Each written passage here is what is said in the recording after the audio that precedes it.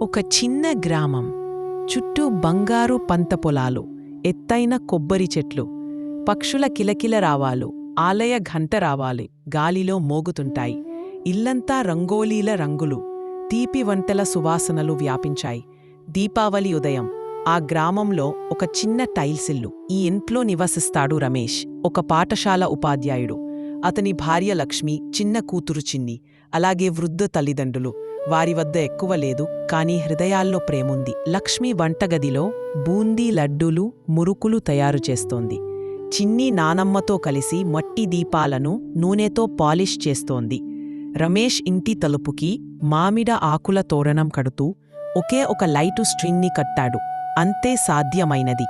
లక్ష్మి నవ్వుతూ, ఈసారి ఎంత తక్కువ ఉన్నా మనసారా పండగ జరుపుదాం. సాయంత్రమైంది.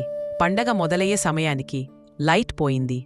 మొత్తం గ్రామం చీకటిలో మునిగింది. అందరూ నిరాశగా ఊపిరి తీసుకున్నారు. రమేష్ తండ్రి, ప్రతి సంవత్సరం ఇదే కథ. దీపావళి రోజు లైటే ఉండదు. చిన్న నవ్వింది. ఇంట్లో ఉన్న అన్ని దీపాలను తీసుకుని ఒక్కొక్కటిగా వీధి వరకు వెలిగించింది. ఒక్క దీపం వెలుగుతో మొదలైన కాంతి 10-20 దీపాలుగా మారింది. అడపాడడపా పొరుగువారు కూడా వచ్చి కలిశారు. కొద్దిసేపటికే ప్రతి ఇంటి ముందు దీపాలు వెలిగాయి. విద్యుత్ లేకున్నా వెలుగు పూసిన ఊరు, నవ్వులతో నిండిన పండగ. రమేష తల్లి, చూడు లక్ష్మి, నిజమైన వెలుగు తీగల్లో కాదు, మన హృదయాల్లో ఉంటుంది. ఆ రాత్రి కుటుంబమంతా ఇంటి బయట కూర్చుంది. ఆకాశంలో పటాకులు పటపటలాడుతున్నాయి. రమేష్ చుట్టూ చూశాడు. కూతురి నవ్వు, తల్లిదండ్రుల ఆనందం, భార్య కళ్ళల్లో దీపాల కాంతి. రమేష్ మృదువుగా, ఇది మన జీవితంలోనే ప్రకాశవంతమైన దీపావళి.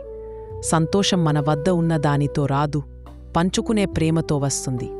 ప్రేమ దీపాలు, ఒక గ్రామ దీపావళి కథ.